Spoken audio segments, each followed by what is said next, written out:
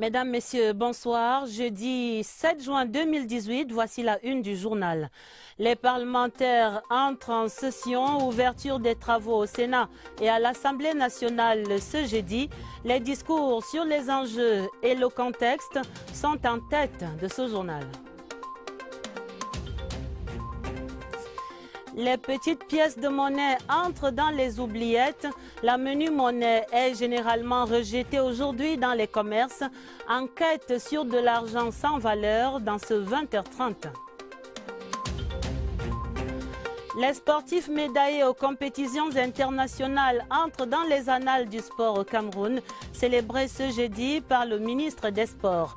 La cérémonie est à vivre en page des sports du journal. Voilà pour les titres. Jour de rentrée ce jeudi pour les sénateurs et les députés. Le travail parlementaire peut maintenant commencer pour le compte de la deuxième session ordinaire de l'année. Les deux chambres ont ouvert les portes à l'Assemblée nationale à 11h. Nous en reparlons dans un instant. Au Sénat, c'était à 16h. Le président Marcel Nyat Ndjifendi a appelé les sénateurs à promouvoir l'intérêt général dans la rigueur et le professionnalisme. Richard Talatodem. C'était la rentrée des classes au Sénat. Les représentants des collectivités territoriales décentralisées ont ainsi repris du service pour le compte de la deuxième session ordinaire pour l'année législative 2018. C'est le président de la Haute Chambre, Marcel Nyat Ndjifendi, qui a présidé l'ouverture de la session. Il a regardé dans le rétroviseur pour voir que pendant l'intercession, le Sénat était très actif, surtout sur le plan international, ce qui honore le chef de l'État Paul Biya et crédibilise notre Parlement et tout le pays. Dans ces moments difficiles, chacun de nous doit faire acte fermement d'engagement pour la préservation de la paix. Je vous exhorte à agir avec rigueur et professionnalisme. Je ne doute pas un seul instant que les textes qui nous seront soumis seront examinés avec tact, méthode et efficacité. Tout ceci requiert notre assiduité lors des travaux, tant en commission qu'en séance plénière. Pour l'écouter, les membres du gouvernement, conduits par le Premier ministre Philemon Yang, les autorités judiciaires, le secrétaire général du comité central du RDP, Sejan Kouete, et des sénateurs très engagés. Le Sénat, qui est supposé être la chambre de sagesse, l'aborde et personnellement positivement pour essayer d'aider celui qui incarne les institutions à mener à bien ce processus. Dans un esprit de confiance et de gaieté d'avoir retrouvé mes camarades déjà, et puis de la prise en compte de tout ce que le président du Sénat vient de dire. Nous abordons cette session avec beaucoup de responsabilité parce que c'est une année électorale, parce que nous avons à peaufiner nos listes électorales. C'est donc ainsi parti pour l'effervescence au Sénat pendant un mois. Un peu plus tôt dans la journée, à l'hémicycle de Ngouaekele en chantier, les députés de cette 9e législature se retrouvaient en principe pour leur dernière session, mais évacuer le bilan de la dernière session, le président Kava Yeguie Djibril les appelle à rester concentrés sur les enjeux de l'heure et sur le calendrier de cette session. Ce sera par exemple, dès le 16 juin, la journée de l'enfant africain et le Parlement des enfants. À l'Assemblée nationale, la rentrée racontée par Clarisse Tank. La deuxième session ordinaire pour le compte de l'année législative 2018 s'est ouverte à l'hémicycle du Palais de l'Assemblée nationale en présence du président du Sénat, du Premier ministre, chef du gouvernement, qu'accompagnait une belle brochette de membres du gouvernement, des membres des corps judiciaires et diplomatiques et des élus du peuple, toutes chapelles politiques confondues. Il y en a 7 au total. Les députés à qui le très honorable Kava Yeguie Djibril s'est d'emblée adressé au sujet du vivre ensemble. Depuis fort longtemps déjà, nous avons appris à cultiver le vivre ensemble dans cet hémicycle, au-delà de nos différences, de nos divergences ou de nos convictions politiques. Je vous en félicite et vous encourage à aller de l'avant. Soyez en cela des modèles dans vos circonscriptions respectives. Les mêmes encouragements seront formulés à l'endroit des Camerounais et Camerounaises qui, à l'occasion de la 46e Fête nationale de l'unité, ont réaffirmé plus que par le passé leur attachement au Cameroun et à son indivisibilité. Nous devons tous de nous mettre ensemble pour que les fils et les filles de ce pays vivent ensemble comme nous l'avons toujours fait. Nous attendons à ce que lors de cette session, l'on puisse trouver les voies et moyens, n'est-ce pas, d'arriver à une paix durable dans le nord-ouest et le sud-ouest. Il faudrait donc que le budget que nous avons voté puisse être mis à contribution et qu'on puisse le contrôler. Également évoquer et célébrer les victoires de la diplomatie parlementaire remportées par les honorables Roger Nkododan, Amadou Hadi et Hilarion Eton. Saluer aussi la fin de la première phase du projet de retransmission en interne des séances plénières de la Chambre financées par le programme Nouria. L'Afrique se concerte à Yaoundé pour le renforcement de la paix et de la sécurité dans le continent. L'Association des institutions de formation au soutien à la paix tient une session extraordinaire de ses travaux cette fin de semaine. La concertation logée à l'EI-Force, l'École internationale des forces de sécurité, était ouverte ce jeudi par le ministre délégué à la présidence chargé de la défense, Joseph Betiasoma. Ce premier jour de travaux, raconté par Eugène B. Comme un bien économique, la paix aujourd'hui en Afrique se caractérise par sa rareté. Le Cameroun, dont les actions en faveur de la paix et de la sécurité restent louables et appréciées par les pays amis tels le Japon, ne baisse pas la garde. Les institutions de formation au maintien de la paix qui se tiennent aujourd'hui sont des institutions de restructuration. Elles interviennent dans un cadre d'intensification de la conflictualité qui justement rappelle le besoin d'un renforcement des capacités de paix et de sécurité. La promotion, la construction et la standardisation des capacités africaines d'intervention pour la paix et la sécurité, soutient le directeur général de l'EI-Force, devrait être une œuvre collective. Joseph Betiasoma, au cours des présentes assises, invite les autres pays membres de l'APSTA, Ghana, Mali, Rwanda, Égypte, Kenya, à unir leurs efforts pour faire de cette association un organe déterminant pour la promotion de la paix en Afrique.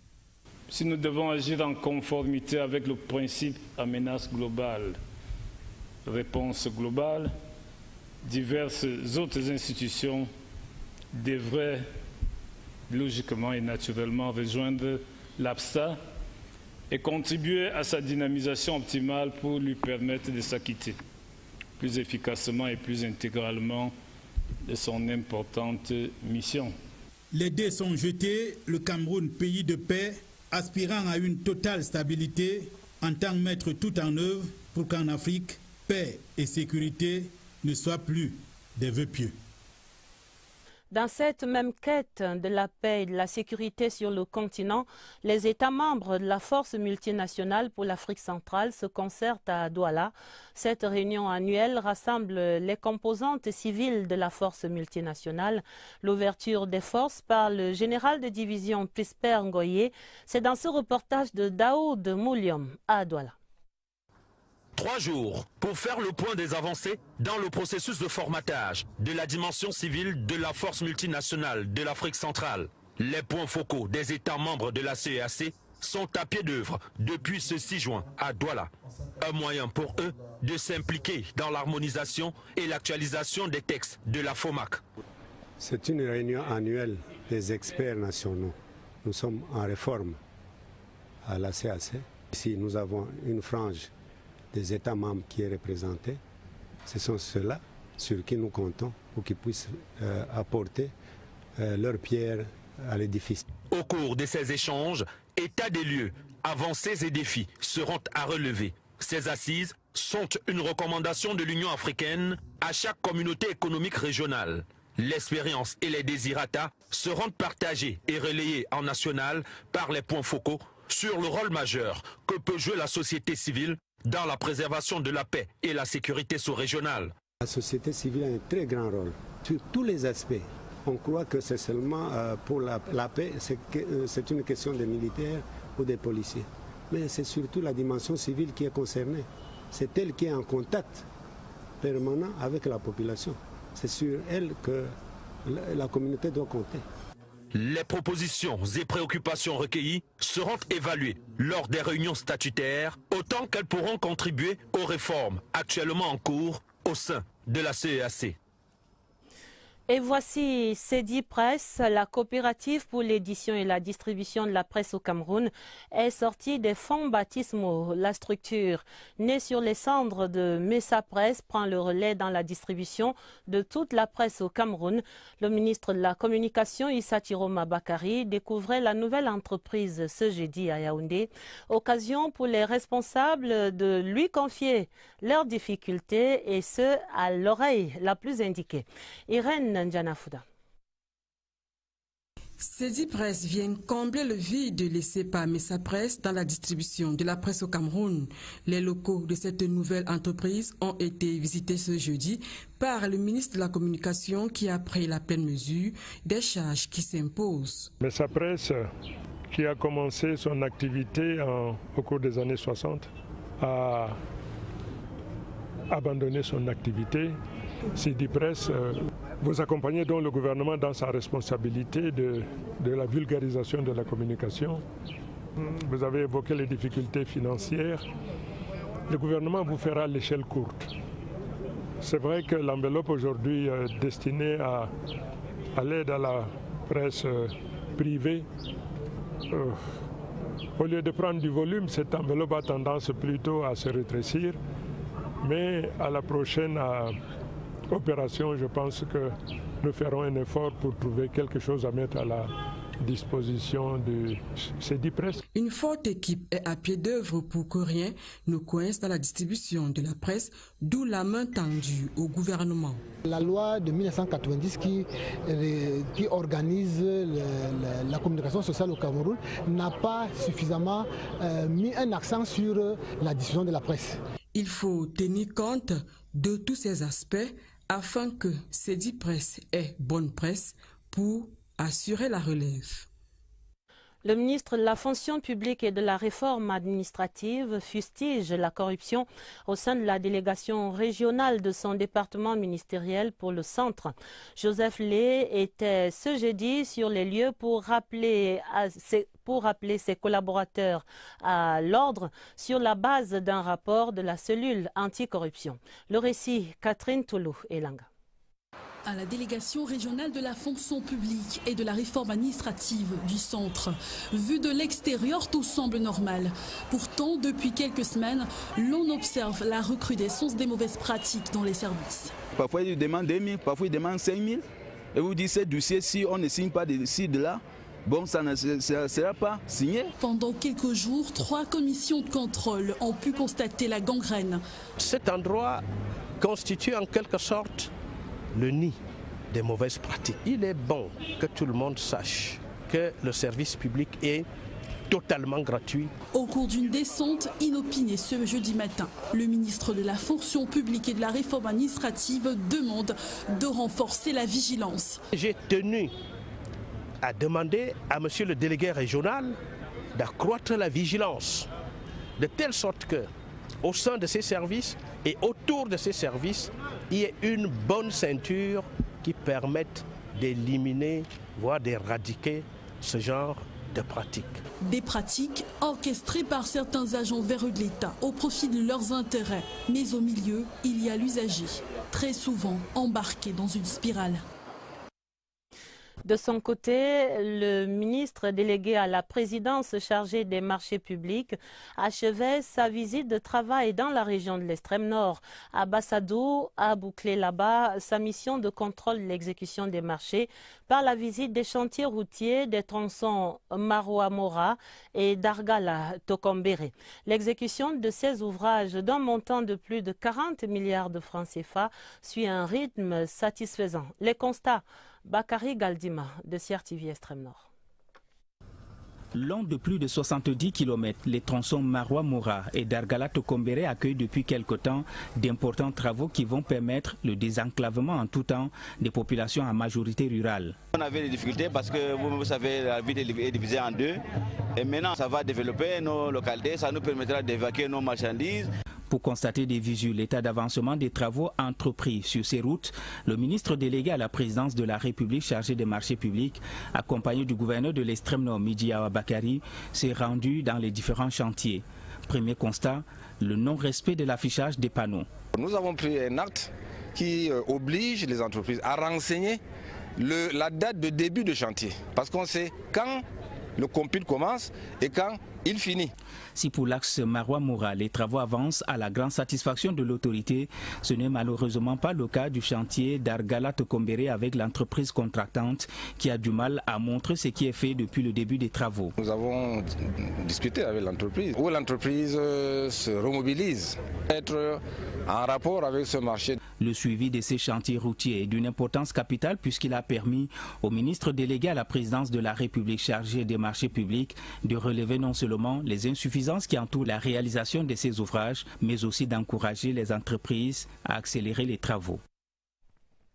Dans l'autre actualité régionale ce jeudi, l'embarras causé aux usagers par les toutes petites pièces de 1 franc, 5 francs et 10 francs CFA dans les transactions commerciales. Impossible de faire accepter cette menue monnaie aux commerçants camerounais aujourd'hui. Ce reste donc de l'argent sans valeur. Voici les constats sur les marchés dressés par Hawa Issa de CR TV Centre. Des scènes comme celle-ci sont légion. En campagne comme en ville, les petites pièces d'argent ne passent plus. Elles n'auraient plus de valeur. Les pièces, ça ne sert à rien. On ne prend pas ça là. Si je pars au marché d'acheter les marchandises, les gens refusent de prendre les pièces. On ne peut pas prendre ça. Comme on pense, les clients refusent aussi. Dans les grandes surfaces, ces monnaies de couleur jaune qui font du bruit remplissent les caisses au grand désarroi des patrons. Depuis, ils n'arrivent même pas à nous servir. Depuis. C'est déjà 1 an, presque. Et nous, on m'achète ça 5%, 10%. Même là, comme ça, on n'arrive même pas à trouver. Au sujet de leur utilisation, les avis divergent. En général, 1 franc, je ne les prends pas, mais 10 francs quand même, je les prends. Je prends les pièces de 10 francs le plus souvent. J'ai une boîte dans laquelle je les collectionne. Quand ça atteint un certain montant, je les remets aux neveux et nièces, les enfants de la maison. Donc moi, je ne les utilise pas, ça ne sert à rien. Il se dit que ces pièces jaunes sans aucune valeur marchande servent plutôt à la fabrication des bijoux dans certains pays étrangers. À un moment donné, il y avait pénurie de ces pièces. On nous a dit que ces pièces sont utilisées pour faire des bijoux. Bon, moi, à ma connaissance, je n'en ai pas encore vu, mais je sais que ça se fait. Il en est de même dans les pénitenciers où certains prisonniers se sont reconvertis en bijoutiers d'un autre genre avec pour matière première les pièces d'argent. L'on s'interroge donc pourquoi continuer à fabriquer ces pièces d'argent qui percent les poches et qui sont devenues à la limite encombrantes. Dans ce contexte, les tirelires débordent et on peut se demander à quoi servent donc ces petites pièces de monnaie devenues inutiles et rejetées du circuit économique. Que dit-on à la BEAC, la Banque des États d'Afrique centrale? Tentative de réponse ici avec Roland Camille Soumbi de CR TV Centre. En 2006, pour vaincre la pénurie des pièces qui a sévi pendant des années et pallier le problème de remboursement dans les grandes surfaces, pharmacies et autres milieux de commerce, la Banque des États de l'Afrique centrale, BEAC, a mis en circulation une nouvelle gamme de pièces de monnaie. Les plus petites, celles de 1 franc, 2 francs, 5 francs et 10 francs, font l'objet de discordes. Ça nous crée des problèmes. On leur dit qu'on va rembourser les pièces de 10 francs, 5 francs, le client refuse. Plusieurs raisons, selon les experts, sont à l'origine du refus de ces pièces. Plus rien aujourd'hui ne coûte 5 francs, 1 franc ou alors 10 francs. Dans nos factures, il y a vraiment des centimes, il y a des sommes qui vont en deçà de 5 francs qui devraient faire l'objet de remboursement dans les caisses. Est-il encore nécessaire de produire ces pièces de 10 francs, 5 francs, 2 francs et 1 franc? À la SNEC, partout qu'on nous rembourse, quand on va avec pour faire certaines courses, on refuse. On doit enlever ça au marché. Pour les experts en banque, monnaie et finance, ces pièces doivent toujours être produites. Est-ce que ces pièces servent? Bien sûr, c'est des monnaies de très faible valeur, mais qui ont un rôle économique important. On les appelle les monnaies divisionnaires, c'est-à-dire ça permet de fractionner les grandes monnaies en toutes petites unités. Donc leur production est indispensable à une économie. Malgré que ces pièces soient sécurisées, elles sont toujours utilisées à d'autres fins. Autre chose dans le journal, les baux domaniaux sont au cœur du débat à Yaoundé. Le Centre pour l'environnement et le développement tient une session de formation de 2 jours qui s'adresse aux responsables concernés par la préparation des contrats de bail et autres concessions foncières que signe l'État avec les investisseurs. Et c'est là un domaine dans lequel le gouvernement n'a pas souvent trouvé l'expertise nécessaire. Florence Ngouangele. Le Cameroun a beaucoup de terres qui attirent les investisseurs des secteurs agricoles, forestiers, miniers ou industriels. La pratique contractuelle sur ces terres a souvent posé des problèmes à l'État camerounais qui, la plupart du temps, ne tire pas le meilleur parti de la cession de ces terres aux investisseurs étrangers et même nationaux. Cet atelier de 2 jours, organisé par le Centre pour l'environnement et le développement, permet aux participants issus des administrations en charge des problèmes domaniaux et environnementaux d'améliorer leurs connaissances relatives à la négociation et l'élaboration des baux domaniaux et concessions foncières. On avait à faire face parfois à des situations totalement asymétriques avec un investisseur qui a une longue expérience dans la négociation des contrats et une administration qui n'a pas la même expérience que l'investisseur. Il y a beaucoup d'investisseurs qui ont besoin de terres et qui frappent à la porte. Et certains peuvent être intéressés justement parce qu'ils ont l'impression qu'ils pourront acquérir les terres assez facilement. Et c'est peut-être important de réfléchir maintenant sur ce qui se passe ailleurs pour pouvoir s'assurer que le Cameroun ne soit pas en deçà par rapport à la pratique contractuelle des autres. Les investisseurs qui comptent acquérir des terres au Cameroun auront désormais en face d'eux des personnes bien outillées en matière de concessions foncières. Le ministre de l'Habitat et du Développement urbain évalue les chantiers de la Cannes Total 2019 dans la région de l'Ouest. Hier mercredi, il était sur les routes et les stades en travaux. Jean-Claude Mbouenchou a prescrit plus de célérité aux entreprises adjudicataires. La première journée de cette évaluation, c'est dans ce reportage de Jean de Dieu Coignet de CRTV Ouest.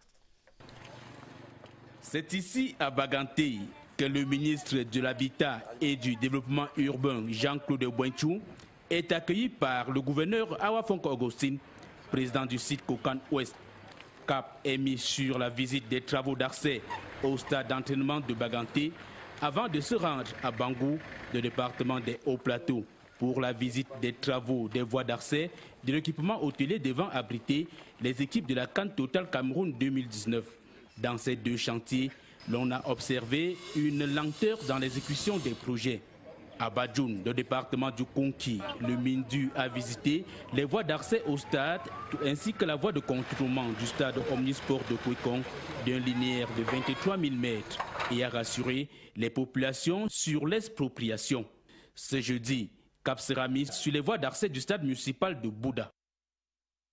Dans la région de l'Est, près de 1300 familles de réfugiés centrafricains viennent de recevoir d'importants dons en denrées alimentaires. 45 tonnes d'aliments offerts par le gouvernement turc représenté dans la localité de Garoua-Boulaye précisément par une ONG. Et c'est là une manne qui arrive à point nommé pour la fin prochaine du jeûne du Ramadan.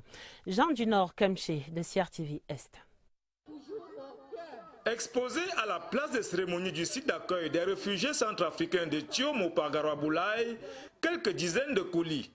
Juste un échantillon représentatif de ce que chacune des 1282 familles de réfugiés centrafricains choisis recevra. En l'occurrence, un sac de riz de 50 kg et un carton contenant 6 autres types de denrées alimentaires, soit au total 45 tonnes de nourriture, offre du gouvernement turc à travers l'ATICA, son agence de coopération et de coordination. Nous accueillons plus que 4 millions de réfugiés ressortissants du Syrie depuis 2011. Et nous connaissons très bien la difficulté, la grande difficulté, la douleur d'accueillir un grand nombre de réfugiés. Et on connaît aussi la difficulté d'être des réfugiés aussi.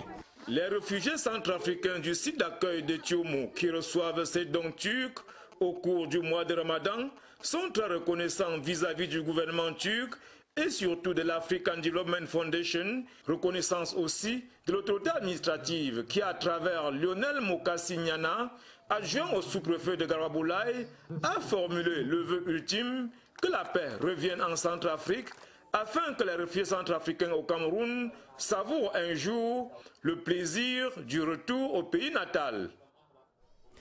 Ce jeudi sonnait la fin de l'année scolaire au complexe bilingue Schulzentrum de Yaoundé. L'institution, en but aux difficultés financières au mois de mars dernier, boucle maintenant l'année en toute beauté grâce au soutien du ministère de l'Éducation de base. Laurence Okalia.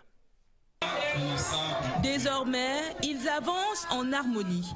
Il y a quelques mois, le complexe scolaire bilingue Schulzentrum faisait pâle figure sur cette même CRTV à cause des grèves des enseignants. Après le coup de main du ministère de l'Éducation de base, voici une fin d'année scolaire, la main dans la main.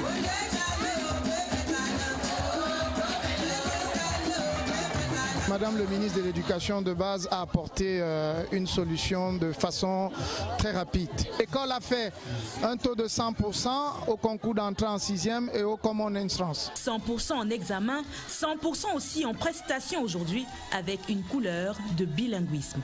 Le Cameroun est un pays bilingue. Donc ce qui fait que on s'est rendu compte qu'actuellement, c'est les enfants qui s'expriment mieux en ces deux langues-là qui s'intègrent plus facilement dans la société. Une fin d'année scolaire, mais surtout une fin d'année primaire pour les finissants. Je vais faire quelques activités pour le secondaire parce qu'on ne sait pas trop, pour encore me renformer. Voilà alors 3 mois de vacances qui s'ouvrent et 9 mois de cahiers qui se ferment. Voilà alors 3 mois de vacances qui s'ouvrent et 9 mois de cahiers qui se ferment. Les Camerounais résidant au Congo-Brazzaville ont célébré avec faste et ferveur la 46e fête de l'unité. Des festivités présidées là-bas par son Excellence Hamido Komidor Njimolu, l'ambassadeur du Cameroun au Congo-Brazzaville. Les Échos, Renaud Anja. C'est dans le jardin de l'ambassade du Cameroun à Brazzaville que la communauté camerounaise du Congo s'est retrouvée pour commémorer les 46 ans de l'unité. Pour ces moments, le contexte de cette célébration a été revisité. En présence des membres du corps diplomatique résidant au Congo, les Camerounais ont marqué leur attachement aux idéaux de paix, raison pour laquelle ils ont condamné fermement les actes considérés comme une entrave à cette paix dans les régions du nord-ouest et du sud-ouest. Quant au volet coopération, Antoinette Dinga Djongo, représentant du gouvernement congolais au cours de cette célébration, et son Excellence Hamidou Komidor Njimolu, ambassadeur du Cameroun au Congo, ont salué les relations au beau fixe entre les deux pays, citant ainsi la coopération entre le ministère de la Justice du Congo et l'École nationale d'administration et de magistrature, ainsi que la création de l'université inter-État Cameroun-Congo à Saint-Mélima. Les cimenteries du Cameroun Simencam viennent de signer un accord de partenariat de 12 mois avec l'Ordre national des architectes du Cameroun. Cette plateforme vise à rapprocher ces producteurs de matériaux de construction avec les architectes, véritables moteurs du secteur dans le pays. Marcel Ekassibile raconte. La signature de convention entre les cimenteries du Cameroun et l'Ordre national des architectes vise prioritairement la promotion de l'usage des produits Simencam. Le respect des normes étant présenté comme la plus-value absolue de ce ciment, le partenariat, qui va durer 12 mois, se veut le garant de la solidité et de la qualité des infrastructures faites à base de ce produit. Dans le contexte actuel, pour Simencam, plus que par le passé encore, il est important de se rapprocher des architectes, puisque à travers eux, on se rapproche des métiers de la construction. Simencam, c'est bien sûr des produits de qualité, et c'est avant tout la confiance. La confiance pour les Camerounaises et les Camerounais qui construisent leur maison pour abriter leur famille, mais aussi la confiance pour le pays et pour ses infrastructures.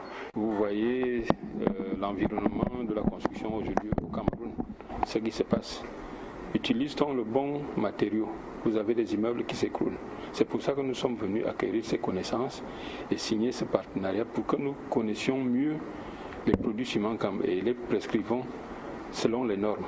Mais au-delà d'accompagner les ingénieurs des travaux publics dans la construction des bâtiments, il est aussi question pour Simancam de mettre ses architectes à l'école de la maîtrise des produits de qualité. Il était important pour nous que les architectes viennent visiter nos usines, viennent comprendre comment on fait le ciment, comment on en contrôle la qualité, et nous avons l'intention de poursuivre ces contacts. Mieux connaître à travers les architectes les métiers de la construction, mieux connaître pourquoi on peut faire confiance à Simancam. L'entreprise Simancam, dont le souci majeur demeure la sécurité du client, renouvelle par ce contrat la fiabilité, mais surtout l'efficacité des produits Simancam. Dans l'actualité internationale, une rencontre sur fond de tension. Le G7 tient sommet dès demain vendredi au Québec, au Canada. Les 7 grandes puissances économiques du monde vont devoir trouver un terrain d'entente sur des sujets qui fâchent en ce moment. Par exemple, l'accord sur le nucléaire de 2015 ou encore l'escalade tarifaire imposée par les États-Unis d'Amérique sur l'aluminium. Séverin Legambélé. Le débat s'annonce couleur au sein du groupe informel des 7 économies du monde développé qui comprend le Canada, les États-Unis, la France, le Japon, l'Allemagne, l'Italie et le Royaume-Uni. L'imposition par les autorités de Washington des tarifs douaniers sur l'acier et l'aluminium, suivi des représailles commerciales du Canada aux États-Unis, ne facilite pas la tenue de ces assises. Les pays européens et le Japon ont ouvertement exprimé leurs craintes. La politique protectionniste américaine risque, selon eux, d'être plus coûteuse pour la croissance mondiale. Bien plus, les dissensions sont profondes sur l'accord sur le nucléaire iranien. Le G7 va donc pendant 2 jours évoquer les questions se rapportant à la croissance économique mondiale, à l'emploi, à la promotion de l'égalité des sexes et l'autonomisation des femmes, ayant à l'esprit la détermination du président Donald Trump qui ne démontre aucune intention de mettre de l'eau dans son vin. Le président américain se serait d'ailleurs plaint du sommet G7 qu'il considère comme étant une distraction à sa rencontre du 12 juin avec le leader nord-coréen. La page des sports pour parler de la cérémonie de célébration des derniers sportifs camerounais médaillés internationaux. La cérémonie, c'était ce jeudi. Le ministre des Sports et de l'Éducation physique, Bidon Pat, honorait les handis sportifs vainqueurs des 10e compétitions des Émirats arabes et les pongistes du championnat d'Afrique junior d'Abidjan. Le reportage, Wilfried Koto. Au Cameroun, il n'y a pas de sport majeur, de sport mineur, ni de sport réservé. Quand la parole présidentielle fait sens au ministère des Sports et de l'Éducation physique. La patrie reconnaissante aux handis sportifs et sportifs. Les déficients visuels, 3 médailles d'or, 3 d'argent. Et les déficients physiques, 3 médailles d'or, 7 d'argent et 3 de bronze. Au FASA Athletics Competitions aux Émirats arabes unis. Les pongistes médaillés de bronze au championnat d'Afrique junior à Abidjan. C'est un sentiment de joie, de satisfaction. C'est un honneur, c'est un immense plaisir de savoir qu'on travaille pendant l'ombre. Le ministre des Sports et de l'Éducation physique leur a remis des primes, non sans magnifier leur Lion Spirit. Le Cameroun est fier de votre prestation, car vous avez su mettre en exergue la combativité, le fighting spirit reconnu aux athlètes camerounais. Vous avez pour certains surmonté vos handicaps pour être à la hauteur des espoirs placés en vous. À l'unisson, ces valeureux sportifs et handisportifs se sont engagés à gagner d'autres lauriers lors des prochaines compétitions internationales. Voilà qui met un terme à ce 20h30. Pour l'essentiel, on retient l'entrée en session des parlementaires ce jeudi, ouverture des travaux au Sénat et à l'Assemblée nationale. Les présidents des 2 chambres appellent à la mobilisation des sénateurs et des députés pour une production parlementaire de qualité. Les petites pièces de monnaie qui entrent progressivement dans les oubliettes, la menue monnaie est généralement rejetée aujourd'hui dans les commerces. Mais à la BEAC, on dit devoir continuer à battre les pièces de 5 francs et de 10 francs. Les sportifs médaillés aux compétitions internationales entrent dans les annales du sport au Cameroun. Ils étaient célébrés ce jeudi par le ministre des Sports et de l'Éducation physique. La fin du 20h30, préparée avec la collaboration de Napoléon Bonaparte Besson. Vous aurez d'autres informations sur cette antenne à minuit en compagnie de Nicole Doudou et de Baldune Sama. Retrouvez juste après sur cette antenne Espace Politique. Et pour les éditions du 20h30 du week-end, dès demain, vous serez en compagnie de Lucrèce Modunjemba. Vous pouvez revoir ce journal et toutes les éditions d'information de CRTV News sur notre site internet www.crtv.cm. Je vous dis d'avance un très bon week-end et à lundi 20h30.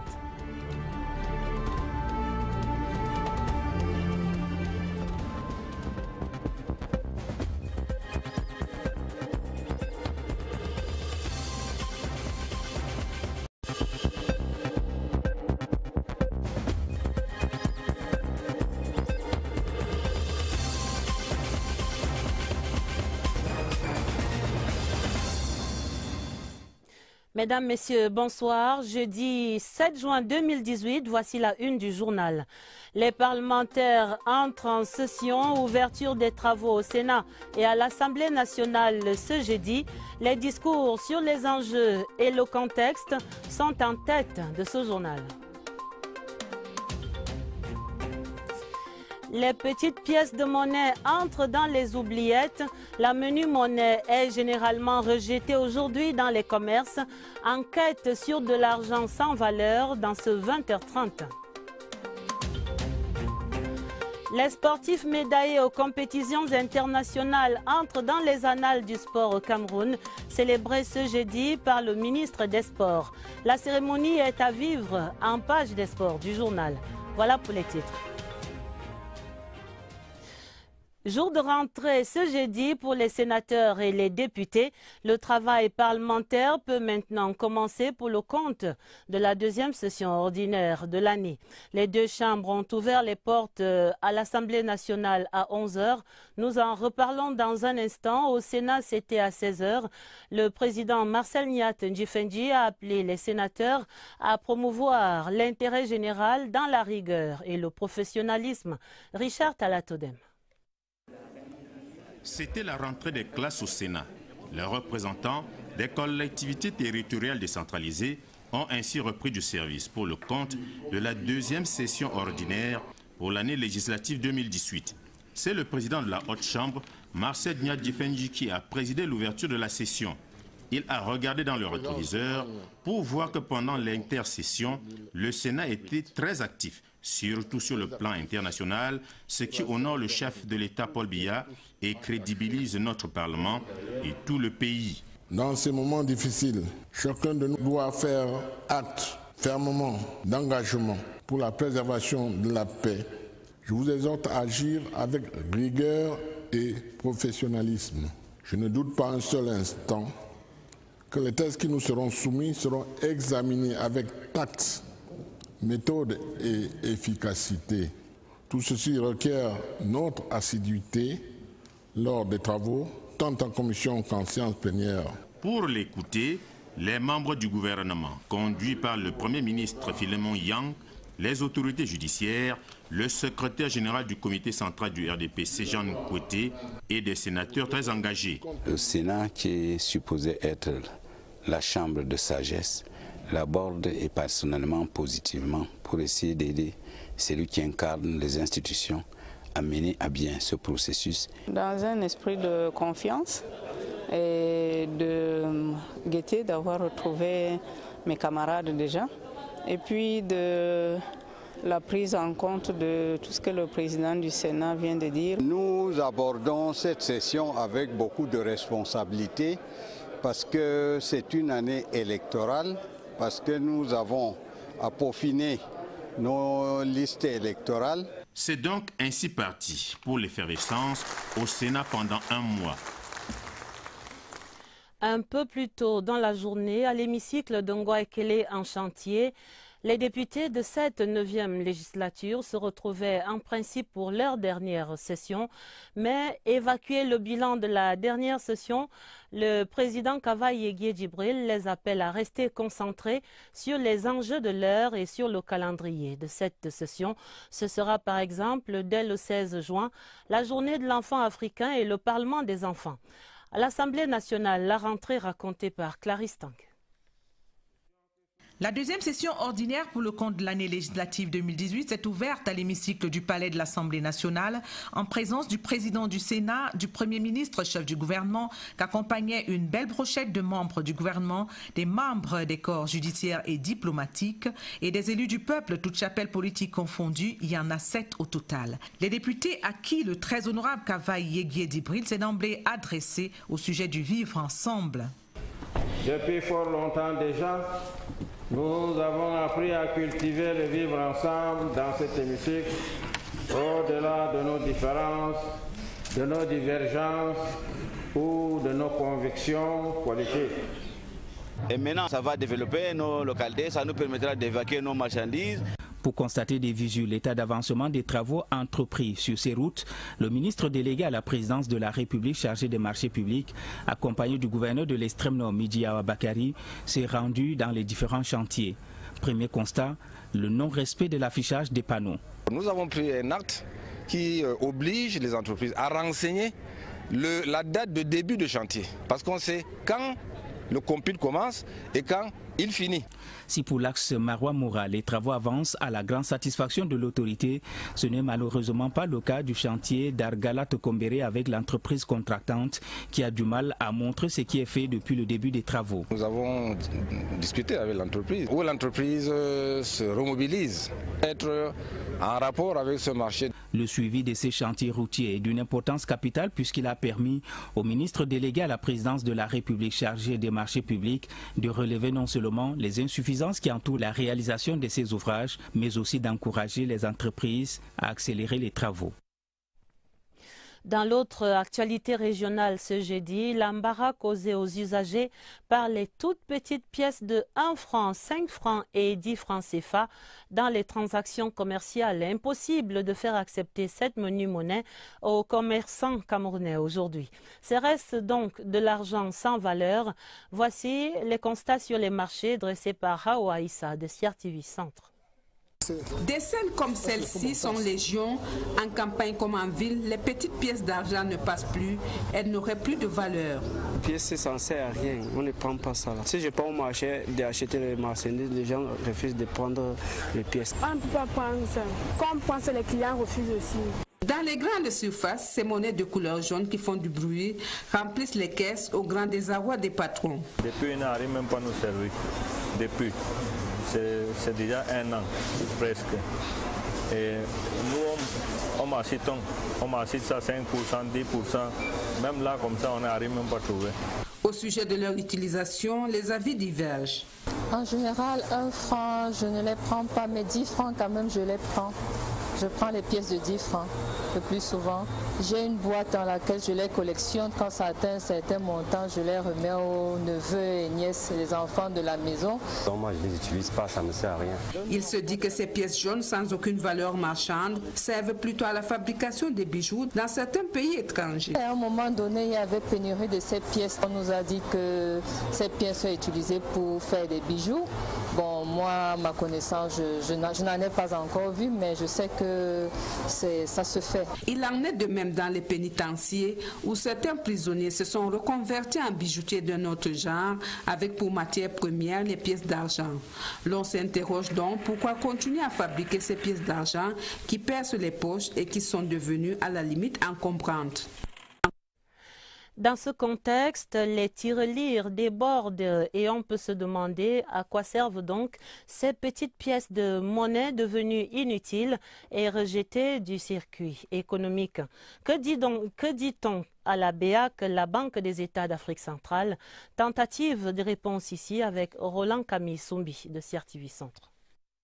En 2006, pour vaincre la pénurie des pièces qui a sévi pendant des années et pallier le problème de remboursement dans les grandes surfaces, pharmacies et autres milieux de commerce, la Banque des États de l'Afrique centrale, BEAC, a mis en circulation une nouvelle gamme de pièces de monnaie.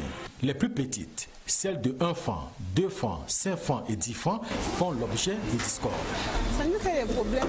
On leur dit qu'on va rembourser les pièces de 10 francs, 5 francs, le client refuse. Plusieurs raisons, selon les experts, sont à l'origine du refus de ces pièces. Plus rien aujourd'hui ne coûte 5 francs, 1 franc ou alors 10 francs. Dans nos factures, il y a vraiment des centimes, il y a des sommes qui vont en deçà de 5 francs qui devraient faire l'objet de remboursement dans les caisses. Est-il encore nécessaire de produire ces pièces de 10 francs, 5 francs, 2 francs et 1 franc? À la SNEC, partout qu'on nous rembourse, quand on va avec pour faire certaines courses, on refuse. On doit enlever ça au marché. Pour les experts en banque, monnaie et finance, ces pièces doivent toujours être produites. Est-ce que ces pièces servent? Bien sûr. C'est des monnaies de très faible valeur, mais qui ont un rôle économique important. On les appelle les monnaies divisionnaires. C'est-à-dire que ça permet de fractionner les grandes monnaies en toutes petites unités. Donc leur production est indispensable à une économie. Malgré que ces pièces soient sécurisées, elles sont toujours utilisées à d'autres fins. Autre chose dans le journal, les baux domaniaux sont au cœur du débat à Yaoundé. Le Centre pour l'environnement et le développement tient une session de formation de 2 jours qui s'adresse aux responsables concernés par la préparation des contrats de bail et autres concessions foncières que signe l'État avec les investisseurs. Et c'est là un domaine dans lequel le gouvernement n'a pas souvent trouvé l'expertise nécessaire. Florence Ngouangele. Le Cameroun a beaucoup de terres qui attirent les investisseurs des secteurs agricoles, forestiers, miniers ou industriels. La pratique contractuelle sur ces terres a souvent posé des problèmes à l'État camerounais qui, la plupart du temps, ne tire pas le meilleur parti de la cession de ces terres aux investisseurs étrangers et même nationaux.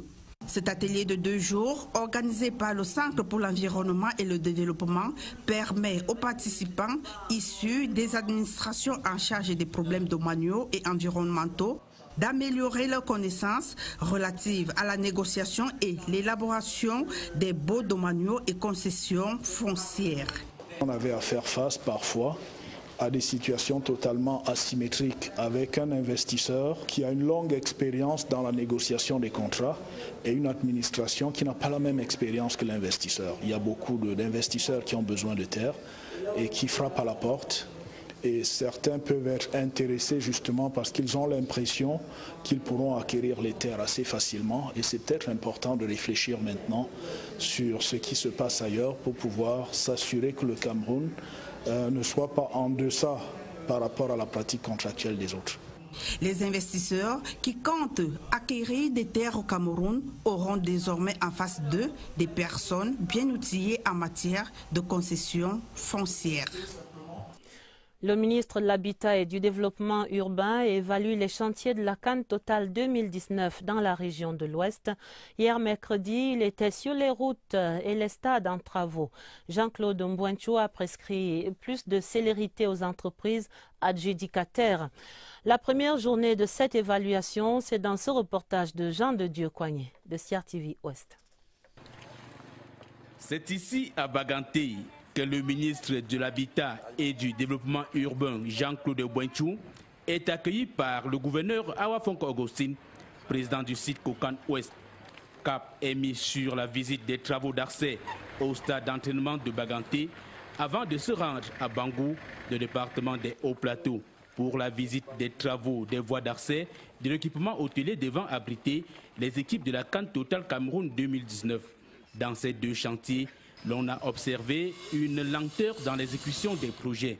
À Badjoun, le département du Konki, le Mindu a visité les voies d'accès au stade ainsi que la voie de contournement du stade Omnisport de Kwekong d'un linéaire de 23 000 mètres et a rassuré les populations sur l'expropriation. Ce jeudi, cap sera mis sur les voies d'accès du stade municipal de Bouddha. Dans la région de l'Est, près de 1300 familles de réfugiés centrafricains viennent de recevoir d'importants dons en denrées alimentaires. 45 tonnes d'aliments offerts par le gouvernement turc, représenté dans la localité de Garoua-Boulaye précisément par une ONG. Et c'est là une manne qui arrive à point nommé pour la fin prochaine du jeûne du Ramadan. Jean du Nord Kemché de CRTV Est. Exposé à la place de cérémonie du site d'accueil des réfugiés centrafricains de Tiomo par Garoua-Boulaye, quelques dizaines de colis. Juste un échantillon représentatif de ce que chacune des 1282 familles de réfugiés centrafricains choisis recevra. En l'occurrence, un sac de riz de 50 kg et un carton contenant 6 autres types de denrées alimentaires, soit au total 45 tonnes de nourriture, offre du gouvernement turc à travers l'ATICA, son agence de coopération et de coordination. Nous accueillons plus que 4 millions de réfugiés ressortissants du Syrie depuis 2011. Et nous connaissons très bien la difficulté, la grande difficulté, la douleur d'accueillir un grand nombre de réfugiés. Et on connaît aussi la difficulté d'être des réfugiés aussi. Les réfugiés centrafricains du site d'accueil de Tiomo qui reçoivent ces dons turcs au cours du mois de Ramadan sont très reconnaissants vis-à-vis du gouvernement turc et surtout de l'African Development Foundation, reconnaissance aussi de l'autorité administrative qui, à travers Lionel Mokasignana... Mais c'est surtout la dimension civile qui est concernée. C'est elle qui est en contact permanent avec la population. C'est sur elle que la communauté doit compter. Les propositions et préoccupations recueillies seront évaluées lors des réunions statutaires, autant qu'elles pourront contribuer aux réformes actuellement en cours au sein de la CEAC. Et voici Cedi Presse, la coopérative pour l'édition et la distribution de la presse au Cameroun, est sortie des fonds baptismaux. La structure, née sur les cendres de Messa Presse, prend le relais dans la distribution de toute la presse au Cameroun. Le ministre de la Communication, Issa Tiroma Bakari, découvrait la nouvelle entreprise ce jeudi à Yaoundé. Occasion pour les responsables de lui confier leurs difficultés et ce, à l'oreille la plus indiquée. Irène Ndjanafouda. Cedi Presse vient combler le vide laissé par Messa Presse dans la distribution de la presse au Cameroun. Les locaux de cette nouvelle entreprise ont été visités ce jeudi par le ministre de la Communication qui a pris la pleine mesure des charges qui s'imposent. Messa Presse, qui a commencé son activité au cours des années 60, a abandonné son activité. Cedi Presse vous accompagnez donc le gouvernement dans sa responsabilité de la vulgarisation de la communication. Vous avez évoqué les difficultés financières. Le gouvernement vous fera l'échelle courte. C'est vrai que l'enveloppe aujourd'hui destinée à l'aide à la presse privée, au lieu de prendre du volume, cette enveloppe a tendance plutôt à se rétrécir. Mais à la prochaine opération, je pense que nous ferons un effort pour trouver quelque chose à mettre à la disposition de Cedi Presse. Une forte équipe est à pied d'œuvre pour que rien ne coince dans la distribution de la presse, d'où la main tendue au gouvernement. La loi de 1990 qui organise la communication sociale au Cameroun n'a pas suffisamment mis un accent sur la diffusion de la presse. Il faut tenir compte de tous ces aspects afin que Cedi Presse ait bonne presse pour assurer la relève. Le ministre de la fonction publique et de la réforme administrative fustige la corruption au sein de la délégation régionale de son département ministériel pour le centre. Joseph Lé était ce jeudi sur les lieux pour rappeler ses collaborateurs à l'ordre sur la base d'un rapport de la cellule anticorruption. Le récit, Catherine Toulou-Elanga. À la délégation régionale de la fonction publique et de la réforme administrative du centre. Vu de l'extérieur, tout semble normal. Pourtant, depuis quelques semaines, l'on observe la recrudescence des mauvaises pratiques dans les services. Parfois, ils demandent 2 000, parfois ils demandent 5 000. Et vous dites, ce dossier, si on ne signe pas de ci, de là, bon, ça ne sera pas signé. Pendant quelques jours, 3 commissions de contrôle ont pu constater la gangrène.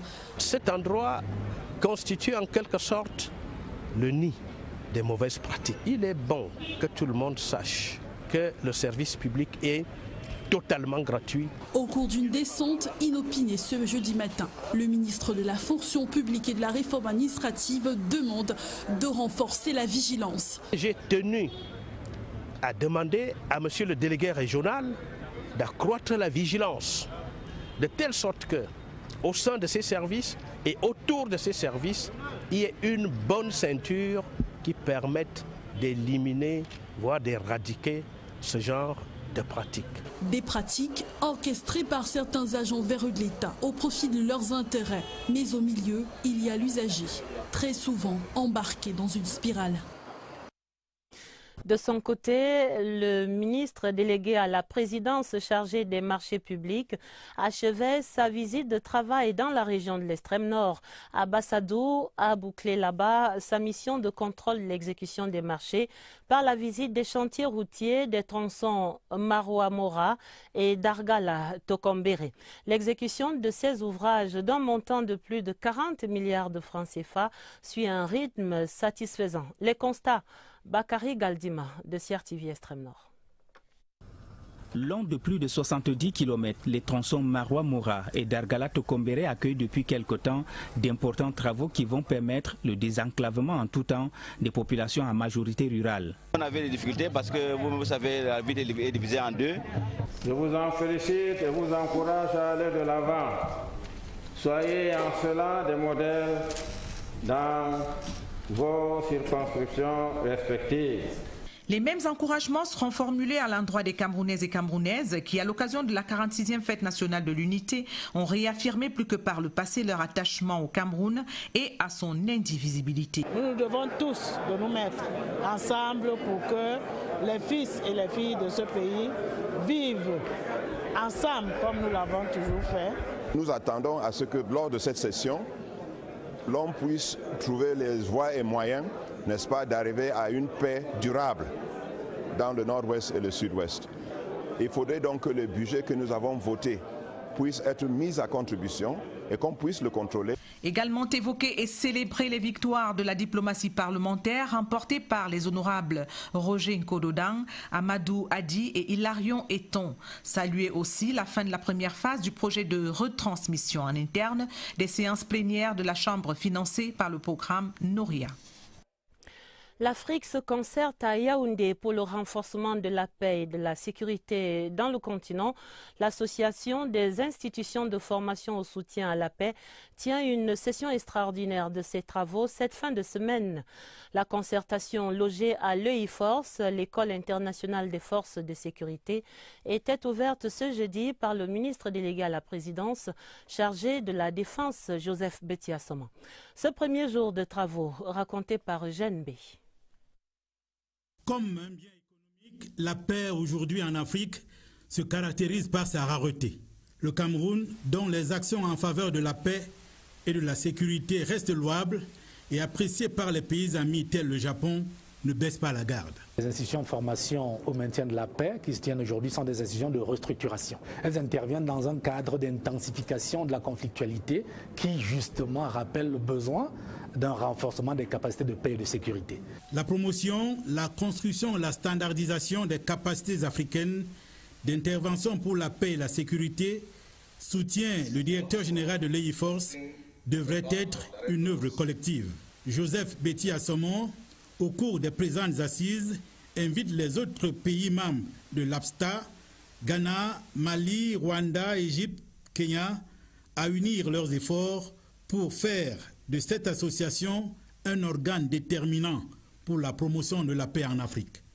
Si nous devons agir en conformité avec le principe à menace globale, réponse globale, diverses autres institutions devraient logiquement et naturellement rejoindre l'APSTA et contribuer à sa dynamisation optimale pour lui permettre de s'acquitter plus efficacement et plus intégralement de son importante mission.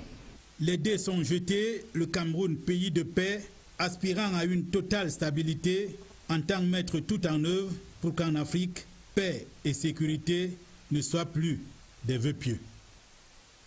Dans cette même quête de la paix et de la sécurité sur le continent, les États membres de la Force multinationale pour l'Afrique centrale se concertent à Douala. Cette réunion annuelle rassemble les composantes civiles de la Force multinationale.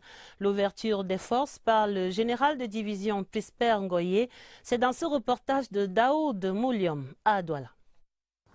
3 jours pour faire le point des avancées dans le processus de formatage de la dimension civile de la force multinationale de l'Afrique centrale. Les points focaux des États membres de la CEAC sont à pied d'œuvre depuis ce 6 juin à Douala. Un moyen pour eux de s'impliquer dans l'harmonisation et l'actualisation des textes de la FOMAC. C'est une réunion annuelle des experts nationaux. Nous sommes en réforme à la CEAC. Ici, nous avons une frange des États membres qui est représenté. Ce sont ceux-là sur qui nous comptons pour qu'ils puissent apporter leur pierre à l'édifice. Au cours de ces échanges, état des lieux, avancées et défis seront à relever. Ces assises sont une recommandation de l'Union africaine à chaque communauté économique régionale. L'expérience et les désirata seront partagés et relayés en national par les points focaux sur le rôle majeur que peut jouer la société civile dans la préservation de la paix et la sécurité sous-régionale. La société civile a un très grand rôle sur tous les aspects. On croit que c'est seulement pour la paix, c'est une question des militaires ou des policiers.